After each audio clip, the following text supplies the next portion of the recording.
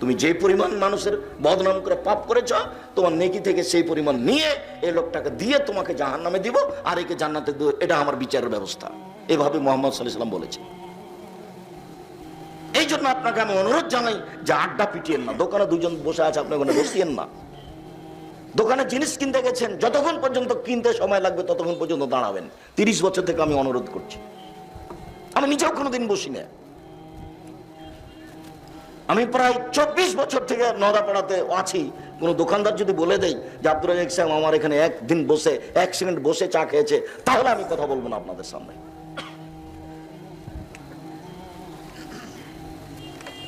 অযথা আড্ডা পিটে মানুষের বদনাম করে ইহকাল হারিয়ে পরকাল হারিয়ে কি করবেন আপনি?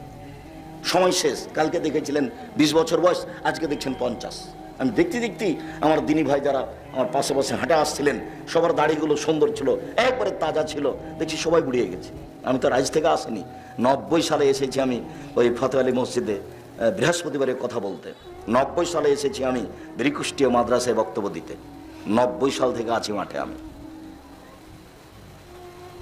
সম্মানিত দিনী ভাই বোন, আপনাকে জরুরি কয়েকটা অনুরোধ করার পরে আবার ফিরে আসি যে নেশাদার দ্রব্য পান করা এমন একটা পাপ যাতে দুনিয়াবি শাস্তি উল্লেখ আছে, পরকাল তো জাহান্নাম আছে আছে।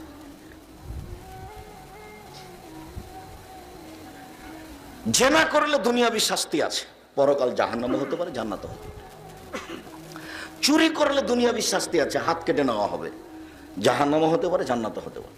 মানুষের প্রতি অপবাদ লাগালে 80 লাঠি পিটাতে হবে, পরকালে জাহান্নাম হতে পারে, জান্নাত হতে পারে। যদি আপনি নেশাদার দ্রব্য পান করেন তাহলে আল্লাহ আপনাকে 40 লাঠি 80 লাঠি পিটাতে হবে, পরকালে জাহান্নাম হতে পারে, জান্নাত হতে পারে। এই কথা বলার পরে আপনাকে আমি ধারাবাহিক কয়েকটা কথা দেখাই। আগে কোরআন মাজিদ থেকে আমি কিছু কথা বলি, তারপর আপনাকে আমি ওই নেশাদার দ্রব্যের একটা অবস্থা পেশ করব। আল্লাহ তাআলা বলেন, ইয়াসআলুনাকা আনিল খামরি ওয়াল মাইসির কুল ফীহিমা ইসমুন কাবীর। মুহাম্মদ সাল্লাল্লাহু আলাইহি সাল্লাম, জনগণ আপনাকে জিজ্ঞাসা করছে মদ সম্পর্কে আর জুয়া সম্পর্কে।